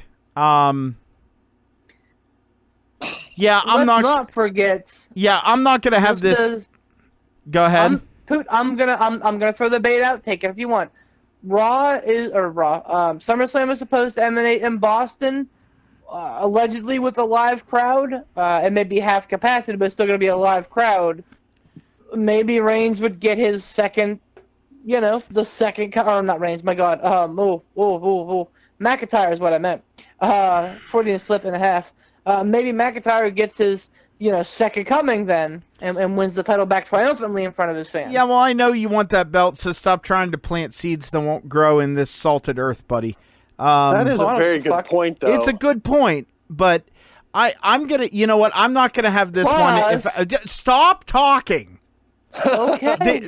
Well, let me finish talking. Remember what you were going to say. Remember what you're going to say, Beef, because I do want to. All right. I want to hear what you're going to say, too, but let me finish my thought, okay? All right. Christ alive. I'm not going to have this one be the linchpin that changes things. I'm also going to go with McIntyre. I won't tell you that they're booking Lashley versus Lesnar for at SummerSlam. Oh, shit. Well, what did you say? There is still Extreme Rules in between, right? There is. So that's what I'm... So is that booked already, Lashley versus Lesnar? No, but that's... They're planning on it. But why would they... pointing that way. Why would they... So you're saying what you're saying... Why... So, no, what you're saying is they're going to make Drew McIntyre look weak to put the belt on Lashley to then put the belt on Lesnar. To then put the belt on McIntyre again. They made the Fiend look weak in front of freaking Brock Lesnar. Or, I feel Goldberg. I feel like Bobby... insane as this sounds, I don't think Bobby Lashley and Brock Lesnar needs a belt. People have wanted that match for a long time, ourselves included. So you think Lesnar would wrestle in that match at SummerSlam without a title being on the line? You know what else didn't need a match? Lesnar versus Goldberg. But you know what got a belt? I'll tell you. You know what didn't need a belt? Goldberg Lesnar. But you know what got a belt? Goldberg Lesnar. Not saying, just saying. I love how now that Beef is the scribe for things, he's got his little tendrils and little, there's no impartiality. I was doing this to come to the defense of Beef, which I don't do very often. No, you don't. Okay. Even before he was, scribing this, even when, Tiger Bomb Tom was doing it, Beef always did make salient arguments and salient points in the picks. I truly don't believe he's trying to sway things either way. I believe that those are good points that he's bringing up. Yeah, well... But my question is that do you think Lesnar is going to go, hell yes, I'll do SummerSlam for no title? Against somebody that, granted he's big in size, but he's not, I don't think he's like Brock Lesnar caliber worthy.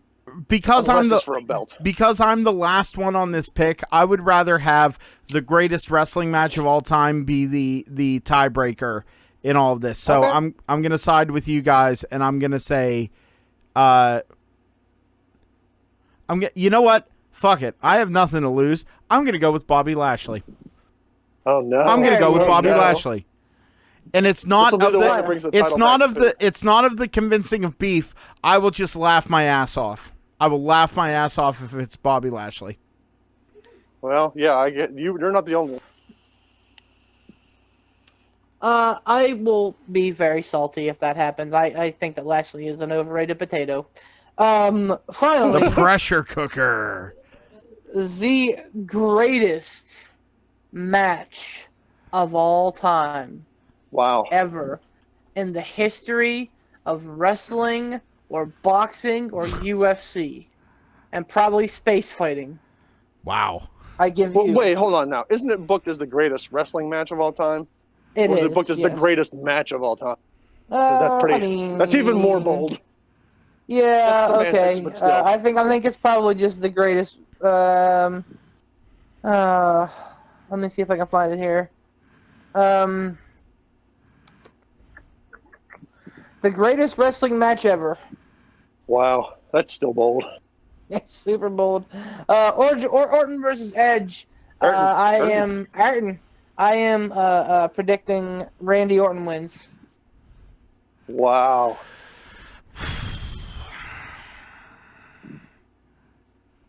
Hoot. Actually, you know what? I'm mirroring you, Beef. Randy Orton. Oh boy, I was gonna pick Edge, but oh yikes! Have they only had Have they only had that one match since Edge has been back? They have. Okay. And is this going to theoretically be the end of their feud? Question mark. And who won that first one? Did Orton win the first one? Nope. Edge. Oh, Edge won the first one. Oh, yep. Shit. Right? Yikes. See, there's a lot of factors that play into this one for me. Is this going to be their last match, or are they going to have one at SummerSlam? Good question. Here's my thinking. Is this going to be Edge's last Beef? one, or is Edge going to continue on? Like, I don't. Beef, let him reason this out. Let him reason it out. All right.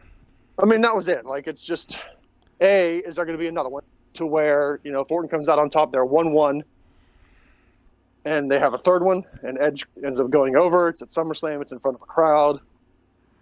Or is this going to be like Edge's swan song? Like, is this going to be like, all right, he came back, he proved he can do it. It's not going to be a Shawn Michaels type return where he's going to have more, a lot more years. Is this going to be it for him? I don't think They play the remix of the Ultra Bridge song, the slow and like methodical. On this day, he saw clearly. Yeah. Do everything is like in past tense. Oh yeah, and then like they have the fucking like Mandy Rose like scream vibe going on with him like leaving and the tearful moment. Oh, that's funny. Christian comes out and gives him a big hug. It's over. Oh, Exactly. Damn it. I don't think this is it for Edge. Like, I think he's going to keep going. I don't know why he would come back and be in such good shape just to have the one barnyard brawl and then this one with Orton. Even if this program with Orton is going to be it for Edge, I believe they would go a best out of 3 for it. Oh. I don't know. I talked myself out of Edge. I'm going to go with. What were you going to say, Beef? You say something about it? Yeah, 2 things. One, WWE and 50-50 booking, plus the whole rubber match thing at SummerSlam. That's very likely. 2, what better way to end the greatest wrestling match ever than some like shitty fucking heel move like rolling up with the tights or fucking feet on the ropes or like into an exposed turnbuckle. Like, what better way to earn the fucking cheesiest fucking bullshit moniker match ever than on a fucking tactical heel move? Yeah, that's a salient point. Oh boy. It's a toughie. Knowing that the Rantham picked the exact same as me, I'm going to go back and edit my pick for the women's tag match. And I'm going to save the Iconics just to make things interesting. Look at this dickhead. Look at this dickhead. So there's two matches that we picked different. No. Look at this dickhead. Uh-oh. I'm just making a point. I want you to remember this moment. You go ahead and do whatever you want, Beef. I'm just making a point. I want you to remember this. Yeah, we'll have to, the next set of picks, we'll have to lay some ground rules. Like, okay, once you make your pick and your turn is over, there's no going back. Well, so here's the thing. It's not good for business if everybody has the same picks. Now you're honestly changing your tune. Okay, I got it. No. No, man. No, listen, yeah, man. I throw out my rationale for everybody to hear. And I hold you guys to the same rules. And I believe that we should be able to change our picks up until game day. You might as well be leaning against a pole, wearing a plaid jacket, chewing on a toothpick, flipping a coin, saying, "Hey kid, come here, I got a deal for you." Like, I'm not going to argue with you. You do as you see fit. But I want everyone to remember this. Listeners included. I want y'all to remember this moment. Just throwing that out there. No, okay. I have, as a point of picks, I have picked against my own natural instinct just for parody. So, like, if I knew that you guys were going to all pick Orton across the board, I may have gone Edge, but, looking at the card, I'm like, okay, triple threat match are always fucky anyway. Look at triple threat at In Your House, You are the only one who knows your natural inclination, cowboy. Do I, though? Bob Orton? I'm just saying. I'm just saying. Because I guarantee you we're going to get peaked eyebrow, grinning, cackling Beef if he wins this belt. Holding up that stupid spinny foam belt. He's gonna heal up, and he's gonna be laughing, saying, "I pulled a fast one on you all. You never saw it coming. I did, and I am the Scarlet in this situation. I am the forebearer of the end of the world here. Okay, I want that noted. I love you to death, Beef, and you have a great mind for the business, and generally your inclinations are right. But I just want this noted." And you're the canary in the coal mine. That I do believe that the Boston Hug Connection is going to win. So I am spiting myself just to make it so that we all don't have the same picks. Just to make it so that Ransom and I don't have the same picks.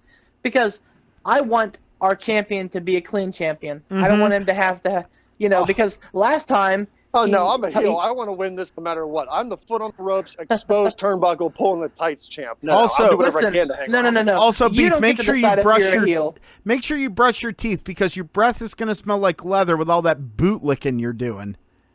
You don't get to decide if you're a heel, Ransom. The crowd does, and the crowd. Yeah, well, everybody knows it. Alec Ransom, baby. Whoa. Let's not say. Okay. So let me, and I guess I could kind of put this into a legendary letdown, sort of. It's not to the level that the other have been, but I have a bone to pick with AEW and their silly little 24/7 wannabe title. Wait, which one is that? Is that the TNT title? No. What title TNT is that? belt. The TNT belt, okay. Which at the end of the day, once they get the main plate done, I think it is going to look kind of snazzy. But right now is very reminiscent of the 24/7 title, which is very hilarious. Oh, okay, so you're saying in looks, not in how they're defending it. Oh my goodness, no. Yes, no, in looks alone. But because it's the off-color strap, and it's like the big plate, the big like plain plate in the middle that just has TNT written across it. Like it's very similar, and I had to laugh whenever I first saw it. Oh my god, when I first saw English major. All right. So no, my point and my problem is with Cody. So I do not believe he needed the title. I was pissed whenever Archer lost. They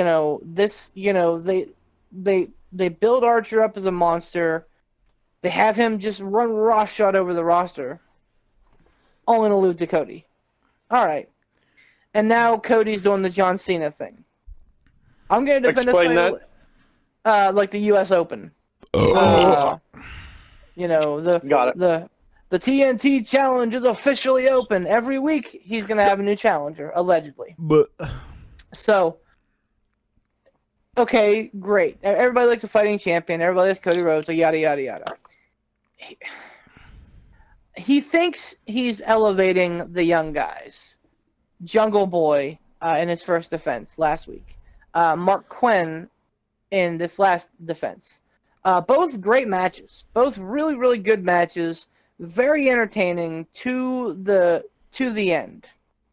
But I knew how each of them would develop and end. Which is Cody Rhodes, the veteran, with the veteran experience, just goes a little bit harder. And at the end of the match, they hug and they embrace. And Cody's like, "You're going somewhere, kid." And in Cody's mind, he's saying, "You know what? I am benevolent. I'm putting these kids over by letting them hang in the ring with me." I think it is a... You really think that's the attitude? Or do you think I can't say for certain. That's how I'm perceiving it. Okay, got it. I can't say for certain because, Cody, for the most part, seems like a good dude. He seems like he gets it. He seems like he's very on the pulse of the business. But to me, like, it's very reminiscent of the, your kid did something good. Good job, kiddo. In a couple of years, you're really going to be something. Like, I see. To me, it comes off as almost insulting that Cody's, fighting these young guys.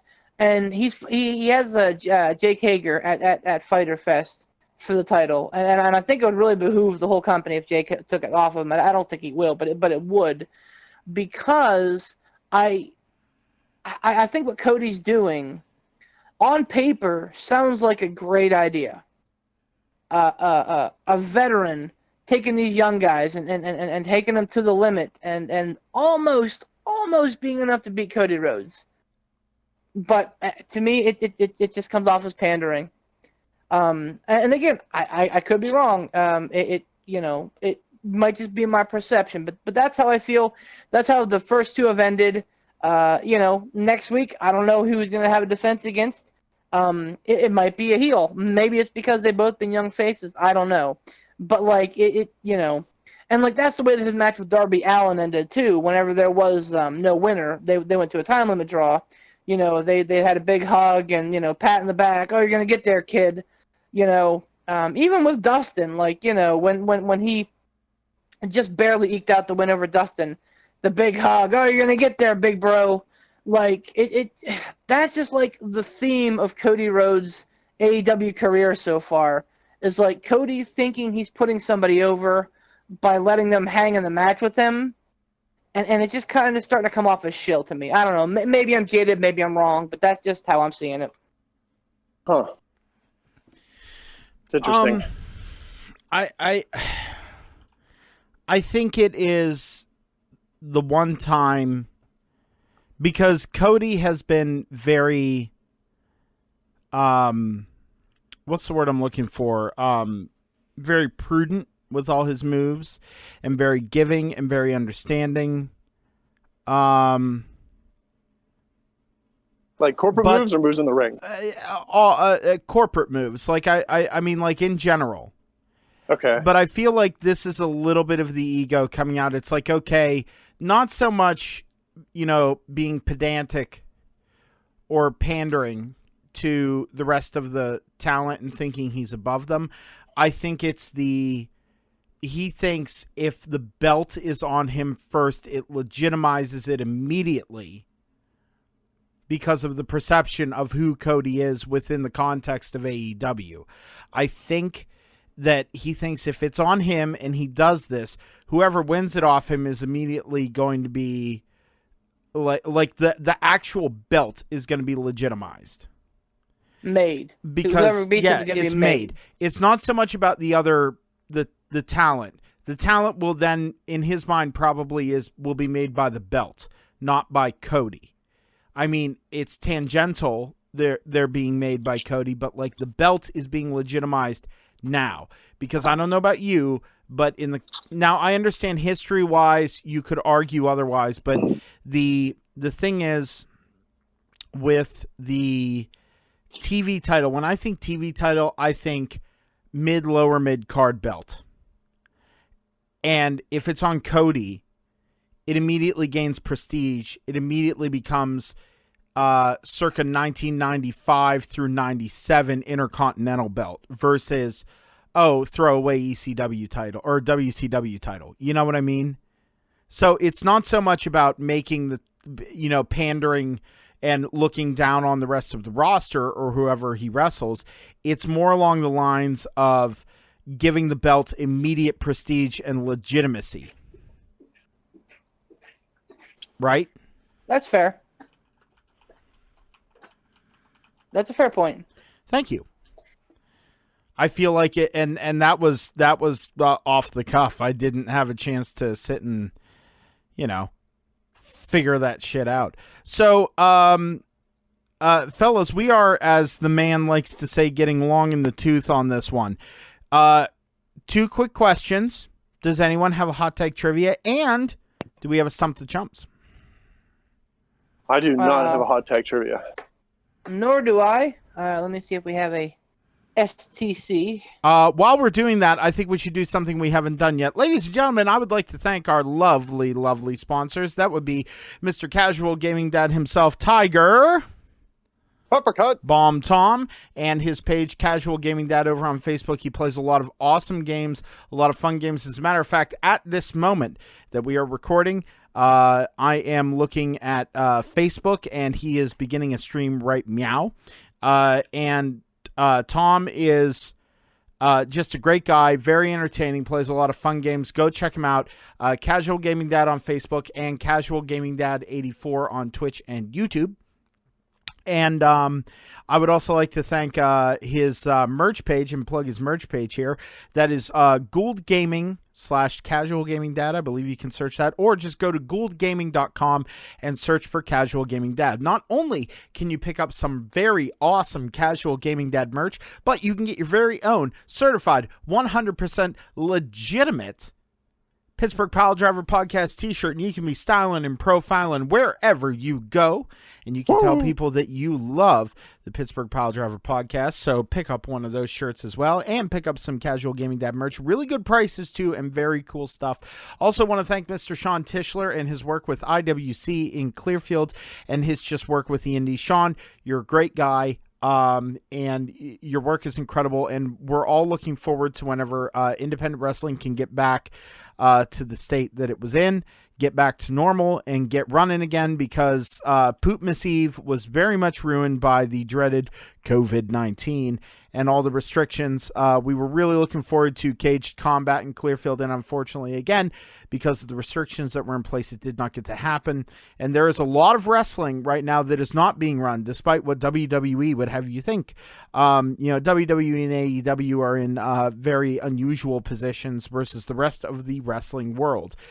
Do yourself a favor as well. I talked about picking up merch for us and Casual Gaming Dad, but also do yourself a favor and maybe go on over to your favorite purveyor of independent wrestling merchandise, whether it's a wrestler's website or someplace like Pro Wrestling Tees, and pick up a independent wrestlers merch. I'm sure they could really use the money, and you could also, would appreciate the support, not just monetarily, but from the standpoint of someone being a fan and spreading their name. I'm sure they would appreciate it as well. So thank you to our lovely sponsors. We really, really appreciate it. Beef, do we have a Stump the Chumps? We have a couple of them. So yeah, let's do one. So this is prior to Money in the Bank, so it's a Money in the Bank related question. Okay. What year did Money in the Bank become its own pay-per-view? Who won for the Raw and SmackDown matches? And was there a cash-in on the same night? I know the answer to 2 of the 4 questions. I think Read those questions again. You want what the year? Was the year that Money in the Bank became its own pay-per-view? The winner of the SmackDown, the winner of the Raw ladder matches, and whether or not there was a cash-in on that same night. I know 4 fucking certain. 2 of them. What?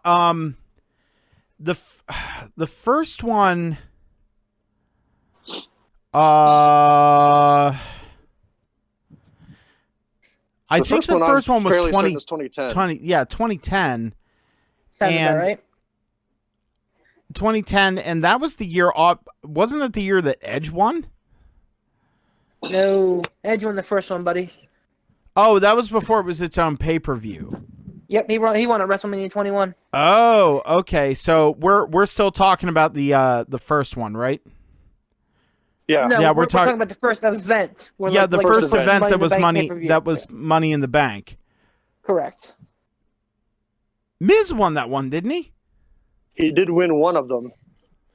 Oh, that's a good call. Yeah, that was one that I didn't know. Miz won that one, and then didn't Kane win the other one? Sure did. Cashed in. That's the SmackDown briefcase the same night to beat Rey Mysterio. Oh, that's right. All right, so 2010, Miz and Kane, and yes, Kane did cash in that event. I remember that. Yeah, he did, because he squashed Mysterio. Yep, he came in like a house of fire, and I don't remember what became of that title reign, but I'm happy he had it because I think Kane's a guy who deserves good things. I'm sorry, I'm washing my hands. You turned the page, huh? Turn the page. Wash your hands. You turned the cat's page. not feeling good tonight, so I'm on throw up duty. I'm glad you didn't think the last question was that hard, so I'm glad. Blah blah blah. This weekend's, I don't know what the weekend's answer is Money in the Bank became its own show in 2010, having The Miz win the WWE Championship ladder match, Kane win the World Championship match, the World Championship ladder match, and Kane cashing in on the same night against Rey Mysterio. Wow, we nailed that one. Nailed it. Boom. Do we have since we nailed that one so quick, do we have another one? We do. Let's do it. Sweet. From 1993 to 2002, King of the Ring was one of WWE's pay-per-views.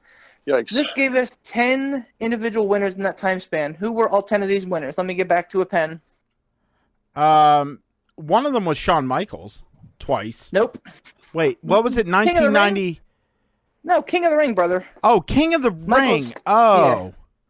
Oh, No. I'm dumb. What was it? Brett. 93 to what? 93 to 10 years later, 2002. Well, I Yeah. know one of them is Brett. Well, no, Brett, no, and Hart. That's two of them. Yep. Brett, Owen, Mabel, Stone Cold, Billy Gunn. Oh, whoa, Triple whoa. H. Are we writing all these down? Are you writing yeah, all these I'm on down, it. Beef? Okay. I'm on it. Okay, so we Do you have have how many? Brett and Owen. That's We have- 2. Mabel is 3. Yep. We Stone have Cold 6. 4. Hunter. I said Hunter. Mm-hmm. You said Billy Gunn. Billy Gunn, 6. Oh, Ken Shamrock. Shamrock never won King of the Ring. Are you sure? Yes, certain. Angle, I think Angle won. Yes, Angle won a King of the Ring during that time frame. Lesnar definitely did. I know for sure. Well, no. Lesnar, fuck. Lesnar for sure was the King of the Ring. I'm trying to decide if he won at a King of the Ring or if he won at a random event. I think What are the years that we're saying? 93 to 02. So that would have been the tail end of Lesnar's first run was 02. Well, like the middle. I don't think you. Then, are you? I'll call Lesnar. Okay, so So- what do we have? We have Brett, Owen, Steve, Mabel, Hunter, Billy Gunn, Kurt Angle, Brock Lesnar. That's 1, 2, 3, 4, 5, 6, I'm- 7, 8. I'm telling you, I swear to God, I remember Shamrock winning. I swear to God. I could be wrong. Isn't Edge in there somewhere too? Edge won a King of the Ring that wasn't a King of the Ring. Or wait. No, Edge won, no, he did. Edge, Edge won a yeah. King of the He Ring. did. So Yeah, Edge, King Edge that's the 9. Awesome. Cause I'm trying to think of what year it stopped being its own thing. Cause I know that Sheamus won one, Wade Barrett won one, King Regal or William Regal won one, but those were all like not their own event. I feel like we're missing an obvious one. Did Jerry Lawler ever win the King of the Ring? No, he surprisingly did not. no. Do you know who nor the did first The one Rock. was? I know this. Bret Hart. No, the very first King of the Ring. I know this. Oh, well, that was Harley Race. Nope. I know this one Who? because I was looking up trivia. It was actually Who? because, and I remember it because it was in my birth year. It was 95. It was Don Morocco. That's no. It may have been 85. You said 95. You mean 85? No, 85. Yeah, 85. They Don actually had King of the Morocco. Ring. I think they had King of the Ring before that because Harley Race was king, and I think Macho beat Harley Race to become the king. I'm not sure about that. I think Anyway, that was we're- anyway. The last We're off pace here. you So let's run through the mid 90s. Brett, Owen were back to back. I know that for sure. Then Mabel. then Austin. Hold on. So 93, 94, 95, 96 was Austin. I think you're right about that. The following year was Hunter, because Hunter was supposed to win in 97. 96. Right. 98 was Billy Gunn. Because I'm like, oh, clearly The Rock's going to win this one, and he didn't. 99, question mark. I think 2000 was Angle. I think Lesnar would have been 01, Edge would have been 02. So 99. Wait, 99, wasn't that... Didn't Pete already say Billy Gunn? No, Beef said Billy No. Gunn.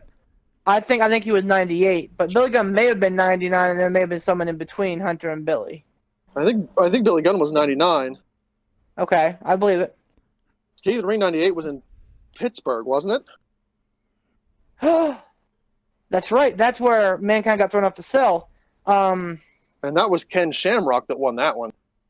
Because didn't Ken Shamrock face The Rock? That's why I said I think Shamrock was one of them. Yeah. Okay. All right. I mean, all right. I'm on board. Is that all of them? Yeah, because that would be Brett 93, Owen 94, Mabel 95, Stone Cold 96, Hunter 97, Ken Shamrock 98.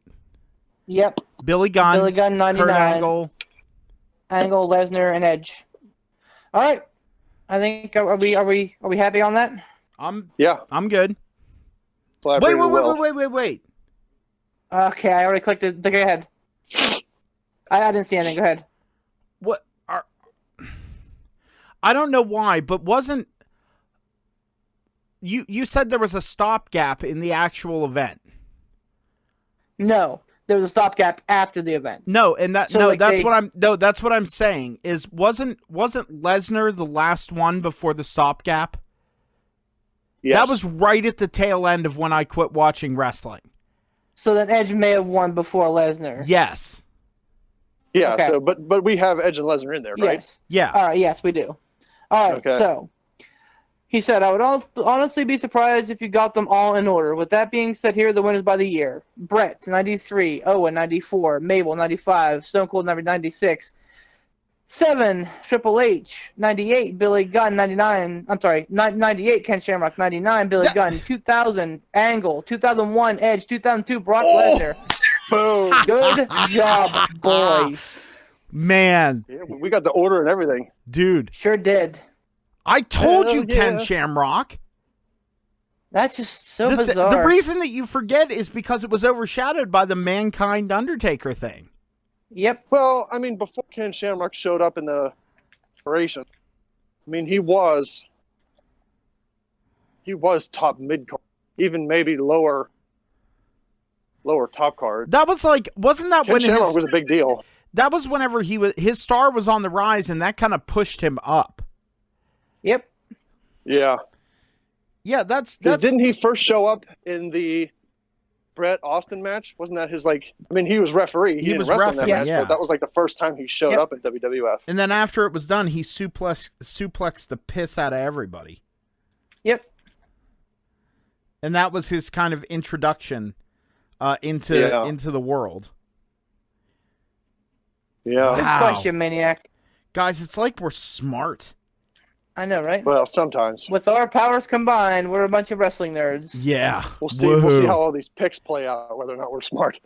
Yeah, right? But then again, I guess you really can't count picks that Vince McMahon has control over as no one can predict Vince McMahon anymore. Not even Vince McMahon. Yeah, right. There's no logic involved in that. I wonder, maybe he has those moments where he's inside his own head and his meat suit is just doing whatever it wants, and his brain's like, "What are you doing? This is bad booking. These are terrible decisions. Don't do that." You think maybe he ever has conversations with the Vince puppet, like the angel on the shoulder? Maybe. Oh, that'd be great. That'd be awesome. Oh, I'd lose my mind. That's hilarious. Right? I love the idea. Well, he's crazy, so he very well might. I love the idea of that. But that's where the Fiend got the puppet. He got it out of Vince McMahon's office. This is good shit. Do you fellas have anything else, or are we gonna wrap this up in a burrito? Do we have burrito time? Whatever you guys want to do. We got anything else? Did we cover everything there, Cowboy Beef? It's been a good one. If you have any other points. No, I mean, I can always sit here and bitch about how over fucking you Charlotte is, but I think that we can save that for another podcast. I think that I do have a question about her. Is she going back to Raw or SmackDown, or is she still going everywhere? So she is on NXT. Well, she's not allegedly, again, because nobody knows the truth of this thing. But allegedly, her run in NXT is done. Okay. and that she is a Raw superstar by contract. Triple H even said that.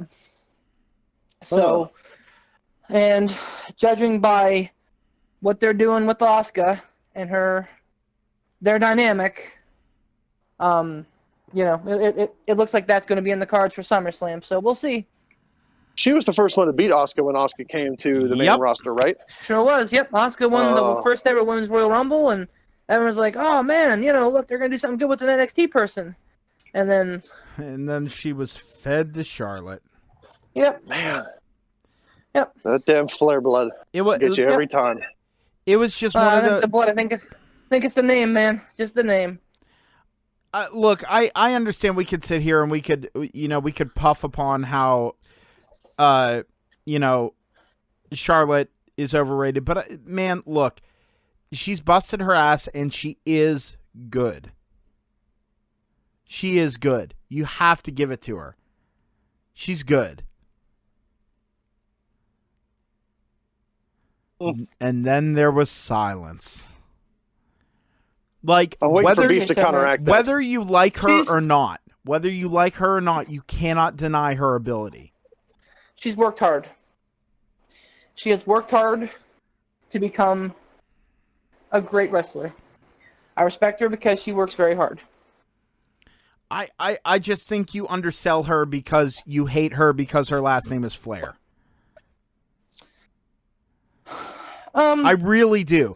I understand. I don't approve of anyone getting like overwashing booking. I don't like that. I think it doesn't really benefit anybody's character unless it's very clearly they should, like the way The Fiend was initially booked. It was part of the gimmick. I get it. But like, dude, you can't just sour on someone because reasons. Like, how many times has she been the women's champion? A lot. I'll say 8. Is it 8? 7 to 8. Yeah, that's what I was thinking. So, how long has she been in wrestling? Like starting in NXT? 5 years? 6 years? Yeah.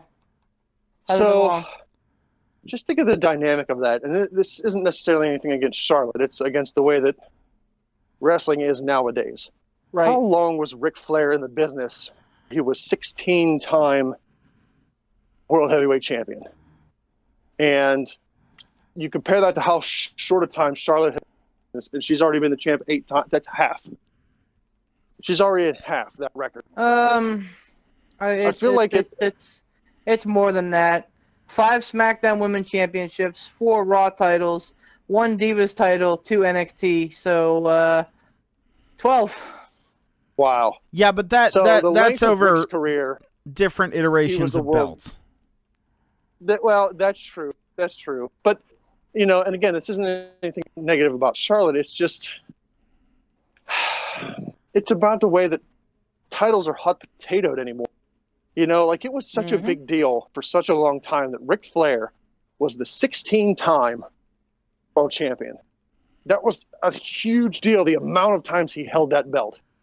And now it just seems to be arbitrary anymore because you look at how many times these belts are hot potatoed around that title reign, the number of times you held the title really doesn't seem like it means anything anymore.